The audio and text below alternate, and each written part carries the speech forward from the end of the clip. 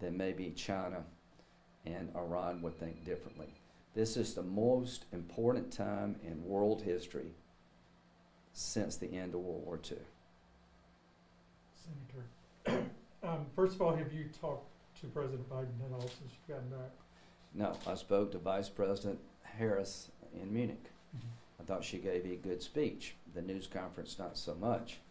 I told her that you have made a decision not to lay sanctions out early, not to let Putin read what will happen to him. You're trying to create some mystery as deterrence. It's not working. And it's clear now it didn't work. So my reach to the Biden administration, reach out, is through Democratic senators. Next week, let's do an emergency supplemental to help our friends and our allies and to help ourselves. And also, let's come up with bipartisan sanctions supported by the administration that would send a clear signal to the oligarchs in Russia, what's coming your way, would make life miserable for the ruble and the international economy, and would start providing alternatives to Russian oil and gas for our European allies. So I want a sanctions regime from hell next week. Biden is set to address the nation this afternoon at 2 o'clock, Senator. He's going to lay out sanctions against Russia. Too little, too late? Well, it's not too little, too late if they can change behavior. Well, what we've seen here is by declaring the two cities in eastern Ukraine independent of Ukraine, you basically dismembered the Ukraine. It's an attack on the democratic status of Ukraine. It is the breaking of the Minsk agreement in 2014 and 2015. It's tearing up of the Buddhist memorandum. So the basis of the discussion by President Biden today should be to restore world order. He should make a speech, in my view, that says it's not just about Russia and Ukraine, it's about world order. It's about the word of the United States. It's about enticing people to do good things and get rewarded when they do, not do good things and wind up regretting it. So I'm hoping that the president will explain Russia, Ukraine in terms of our national security interest, what it would mean to the world if we get this wrong. Reach out to Republicans and Democrats in Congress. I can tell you on our side, there are few voices that believe Ukraine doesn't matter, but they're few in number. The average Republican member of Congress is more like Ronald Reagan, who believes in a strong world order, who believes in the rule of law and that democracy is a good thing.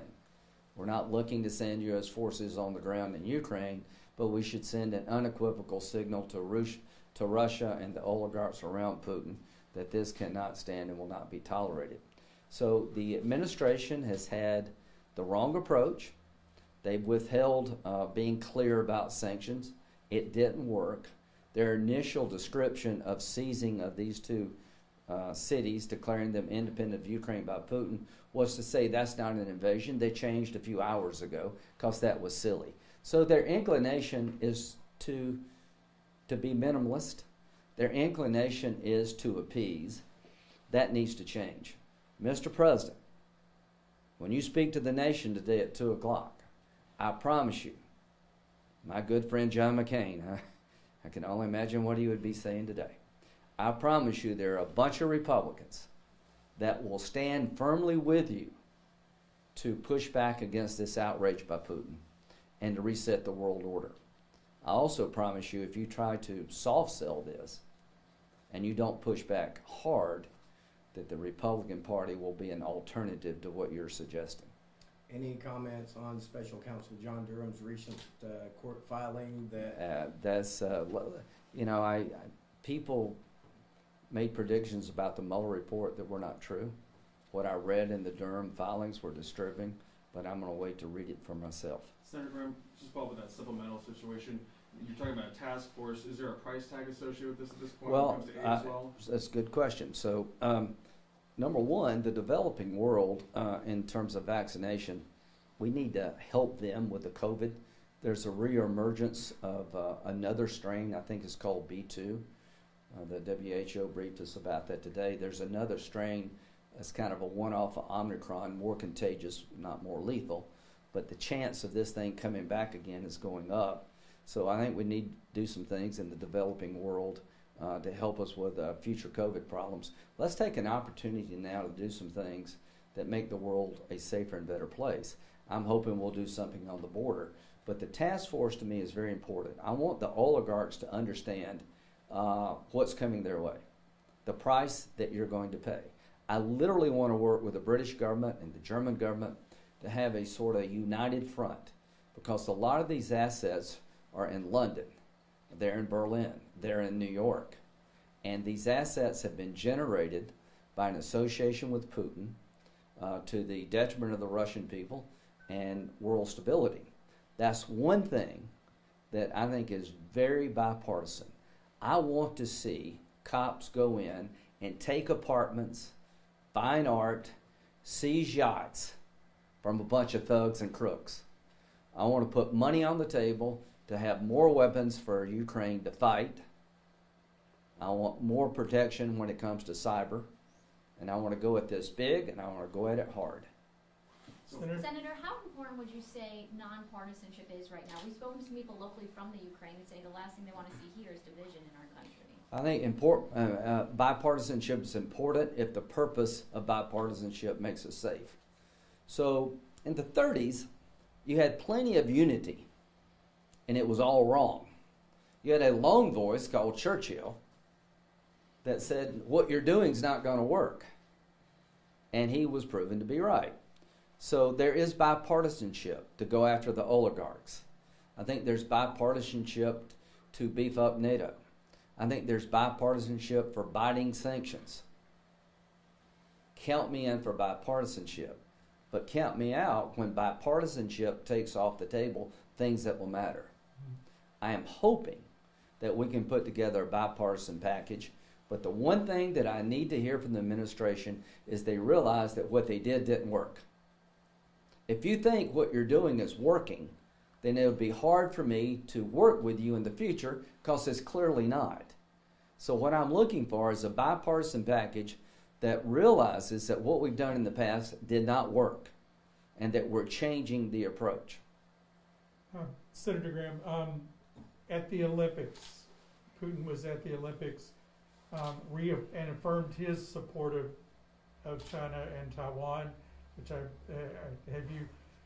Is there any concern? I'm sure there's a lot based on what you said, that you've talked a little bit about the fall of the Soviet Union, that they're trying to build it back up. Well, listen to his speech. I mean, this was the most provocative speech since the end of World War II. It is a rewriting of the European map. What Putin did yesterday is announce that Ukraine as a sovereign nation is null and void. I consider it to be part of Russia. And I consider territories that were part of the Soviet Union that are now independent really still belong to us, the Russian Empire.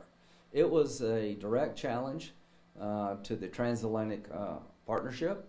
It was a direct challenge to the makeup of Europe, and what we do will determine how far he goes.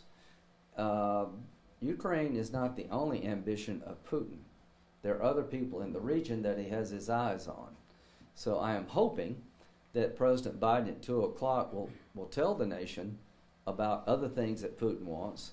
I'm hoping that he realizes that Putin is going to help China if it came to taking Taiwan. And here's the good news for us all. Russia has a pair of twos, and the West has a full house. They have an economy the size of Italy, depending on basically one source, oil and gas. We could crush their economy. We don't need soldiers in Ukraine. We need a united world front by Western nations that would take off the table the rich lifestyle of the oligarchs, that would create alternatives to Russian oil and gas. We could crush their economy, and the ruble should go in the tank. How bad is an invasion by Russia going to affect gas prices at the local level? Well, it's going to increase gas prices dramatically, and this is an invasion, but he's not done yet. I had one colleague of mine suggest that maybe, he'll give us Western Ukraine if we give him Eastern Ukraine. The last time we tried that game was with Hitler. If you listen to what Putin said yesterday, the Ukraine as a sovereign nation does not exist in his eyes. So the disruption to the oil and gas markets will be severe. I would expect that oil prices per barrel will be pushing $100 north of that because supply has been interrupted. I would expect that commodities in the grocery store, you'll feel that soon because Ukraine was a big exporter of corn and wheat, and when they're taken out of the marketplace, prices will go up. So with that said, Biden recently tapped into the reserves. Any shot at all of getting the Keystone back going? So this is where bipartisanship will have its limits. The Democratic Party is going to fight my efforts, Senator Rubio and others, to restart the Keystone Pipeline. I want votes on whether or not we should open up the Keystone Pipeline. I want to open up areas of the United States been taken off the map for oil and gas exploration.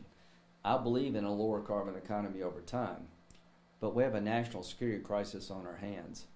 In 2018, we were energy independent. Now we're dependent. We're more dependent on oil and gas from Russia than any time in recent memory. Let's change that equation. If you really want to hurt Putin, create oil and gas options for the Europeans and try to march toward a lower carbon economy all at the same time. I am going to insist that we secure our border. After being in the Mideast, it's clear to me that radical Islam is on the march, and they're looking at coming back to the United States, and the most likely entry point is a broken border. So I'm going to be talking about that too. Now, whether or not the Democratic Party and President Biden can adjust their energy policies, I don't know. Whether or not they're going to take border security more seriously, I don't know. But if they don't, I will. So, Senator Graham, do you have any messages to U.S. shale oil producers who really aren't ramping up production right now, even with oil nearing $100 a barrel? I would go forward to the extent the law would allow. We're going to have a great debate in the United States Congress. We're about to have an election in November. I want to vote in the United States Senate about reopening Keystone. I want to vote about expanding the extraction through fracking, an environmentally sound way, gas deposits that are plentiful in the United States. We could send to Europe liquefied natural gas to make up for a lot of what they will lose if they shut down the pipelines coming out of Russia. Whether or not that happens or not, I want to vote as to whether it should. Going into 2022, I want to make sure that the American people understand where the Republican Party is at on energy independence and border security. In the time in which we live, this dangerous time, I want bipartisanship around concepts that will matter. So count me in for bipartisanship, but also count me in for making sure that we pursue policies that will make us safer.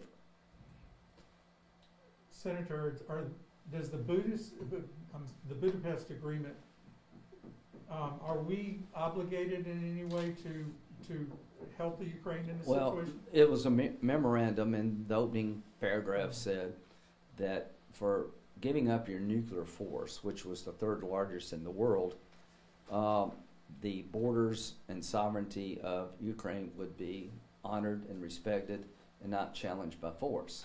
It was not a mutual defense agreement, but it was written in a fashion to entice Ukraine to give up nukes for the promise that you'll be an independent nation. You won't need nuclear weapons because nobody's going to bother you.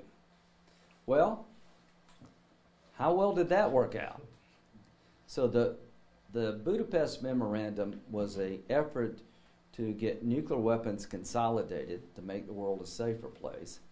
Putin ripped up the agreement, and looking back, Ukraine made a fatal mistake by trusting us and Russia to live up to the agreement.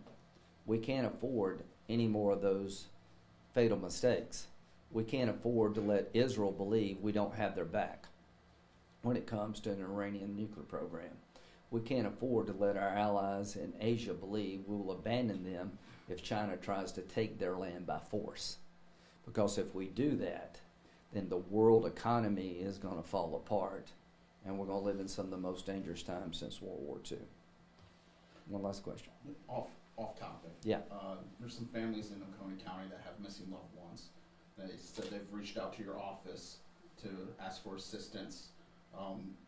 Is that something that you can do with SLED or the FBI to help them find their loved ones? Yeah, they're going to brief me here in a minute about. Yes, absolutely. I will make sure that if your loved one is missing, that the law enforcement community is doing all they reasonably can to find your loved one. And let's end on this: to the Ukrainian Americans who have come and made your home America. Your ancestral home is under siege. Your family and friends in Ukraine are being threatened. Their very existence is now in question. I have spent time with President Zelensky. I have great admiration for Ukrainian people. I think Putin is about to make a huge mistake. I believe Ukraine will fight back. It is definitely a mismatch, but holding Ukraine could be like Afghanistan for the Russians. I think it is in our national security interest to make sure that there is a resistance movement in Ukraine, that we support it. So my thoughts and prayers are with the people of Ukraine who have relied on the United States. My thoughts and prayers with the Ukrainian Americans who have loved ones in harm's way. My final thought and prayer is that President Biden will rise to the occasion. Nothing would please me more than to work with Joe Biden to end this invasion by Russia in a way that would make the world safer and stronger. I would like for him to expand the Abraham Accords, to have new Muslim nations working with Israel. I will do what I can to help him on all fronts when it comes to foreign policy. So, Mr. President, you have a chance to reset the world and your own administration after Afghanistan. Seize the moment. Thank you. Thank you. Thank you, Senator. Thank you, Senator. We did it.